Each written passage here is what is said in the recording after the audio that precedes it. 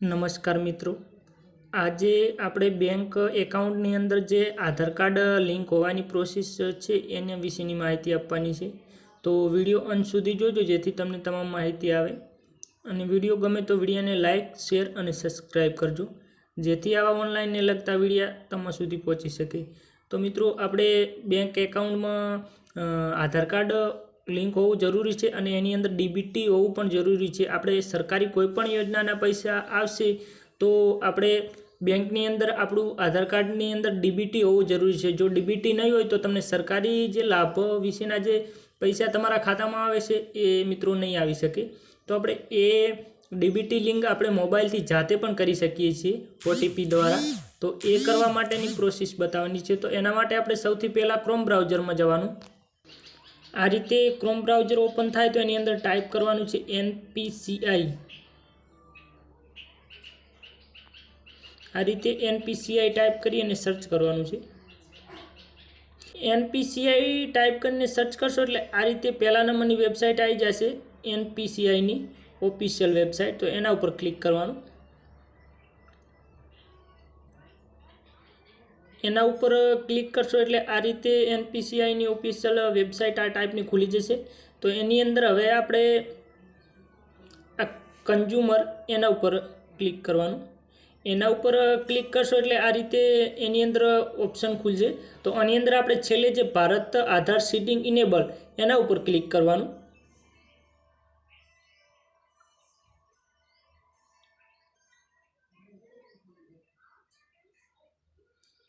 એના ઉપર ક્લિક કરશો એટલે આ રીતનું સીડિંગનું જે પેજ ખુલી જશે. તો એની અંદર હવે આપણે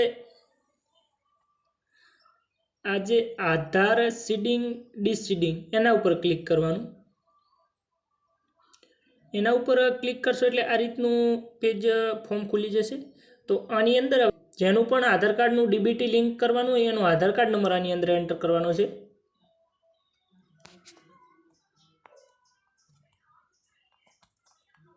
તો આ રીતે આધાર કાર્ડ નંબર એન્ટર કરી અને આની અંદર હવે આપણે સિલેક્ટ કરવાનું રહેશે કે આધાર કાર્ડ ડીબીટી કરવું છે અથવા તો કોઈ બેંકમાં આપણે હોય અને બીજી બેંકમાં બદલવું હોય તો આની અંદર ડીબીટી અનલિંક પણ થઈ શકે છે. એટલે કે ડીબીટી બેંકની અંદરથી કાઢી પણ શકાય છે. ધારો કે આપણે કોઈ બી બેંકમાં હોય અને આપણને એની પસંદ ના હોય તો આપણે બીજે ડીબીટી લિંક કરવું હોય બીજી બેંકની અંદર તો આપણે આ ડીસીડિંગ કરી અને એમાંથી ડીબીટી હટાવી પણ શકીએ છીએ. તો આપણે એ કરવાનું હોય તો ડીસીડિંગમાં સિલેક્ટ કરવાનું અને જો આપણે ફ્રેશ નવું સીડિંગ કરવાનું હોય તો આપણે સીડિંગની અંદર બોક્સમાં ટિક કરી દેવાનું. અને એની અંદર એ કર્યા પછી એની નીચે બેંક સિલેક્ટ કરવાની રહેશે. તો બેંકની અંદર મિત્રો આની અંદર જેટલી બેંકો બતાવે છે એ બેંકની અંદર આપણે જાતે ડીબીટી લિંક કરી શકીએ છીએ. આની અંદર આ જે આટલી બેંકો બતાવે છે તો આટલી બેંકની અંદર આપણે બેંકની અંદર ડીબીટી લિંક કરી શકીએ છીએ. તો આપણે આની અંદર આપણી બેંક આવતી હોય તો જ આપણે કરી શકશું કે નહીં કરી શકીએ. તો આપણે બરોડામાં કરવાનું હોય તો બેંક ઓફ બરોડા ઉપર ક્લિક કરવાનું. એના ઉપર ક્લિક કરશો એટલે એની નીચે એ સિલેક્ટ કરવાનું છે કે તમે નવું જો ડીબીટી લિંક કરતા હોય તો આ પહેલા રાઉન્ડમાં ટિક કરવાનું છે.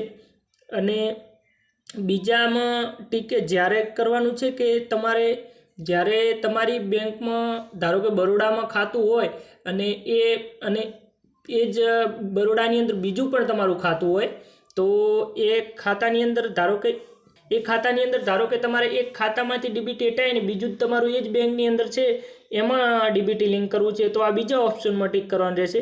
અને ત્રીજું ઓપ્શન જ્યારે તમારે સિલેક્ટ કરવાનું છે કે જ્યારે કે તમારે કોઈ બી બીજી બેંકમાં ડીબીટી હોય ધારો કે અને આપણે એમાંથી કાઢી અને બરોડાની અંદર ડીબીટી કરવું છે તો એ રીતે કોઈ પણ બેંકની અંદર બીજી બેંકની અંદરથી ડિલીટ કરી ડીબીટી અને આની અંદર લિંક કરવું હોય તો આ ત્રીજા ઓપ્શનમાં ટિક કરવાનું છે. તો આપણે ફ્રેશ સીડિંગ માટેનું પ્રોસેસ કરવાની છે તો આ ફ્રેશ ઉપર ક્લિક કરવાનું. એના ઉપર ક્લિક કરશો એટલે આની અંદર હવે એની નીચે આપણે એકાઉન્ટ નંબર એન્ટર કરવાનો છે. તો તમારે બેંક ઓફ બરોડાનો એકાઉન્ટ નંબર આમાં જેમાં ડીબીટી જે બેંક એકાઉન્ટમાં તમારે ડીબીટી કરવાનું હોય એ બેંક એકાઉન્ટ નંબર આમાં એન્ટર કરવાનો છે.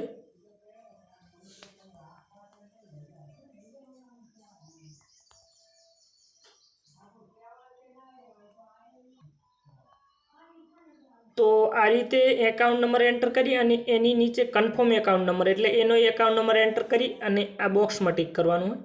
એ બોક્સમાં ટિક કરી અને એની નીચે સ્ક્રોલ કરવાનું. એની નીચે સ્ક્રોલ કરશો એટલે આ કેપ્ચા એ આ બોક્સમાં ટાઈપ કરવાના રહેશે.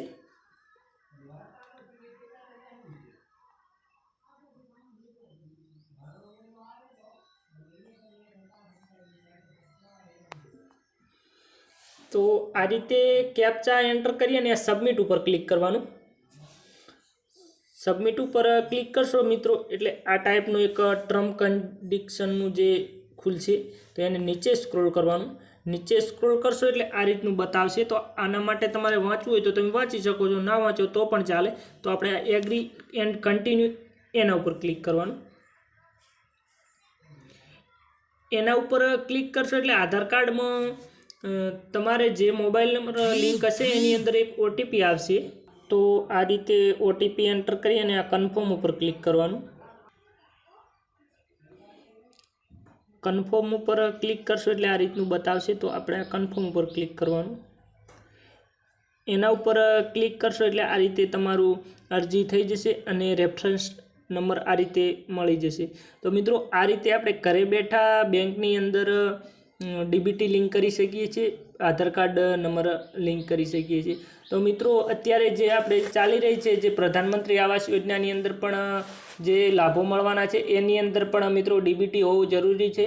અને કોઈ પણ આપણે ધારો કે નરેગાના પૈસા હોય, ધારો કે સ્કોલરશિપના જે આ વિદ્યાર્થીઓ માટેના પૈસા હોય, અને મિત્રો આપણે આ સંડાસ બાથરૂમના જે આપણને સહાય મળે છે એ, અને કોઈ પણ સરકારી સહાય મેળવવા માટે મિત્રો તમારે ડીબીટી લિંક હોવું જરૂરી છે. તો તમામ મિત્રોએ પોતાની જાતે પણ આ ડીબીટી લિંક હવે કરી શકે છે, તો કરી લેવું.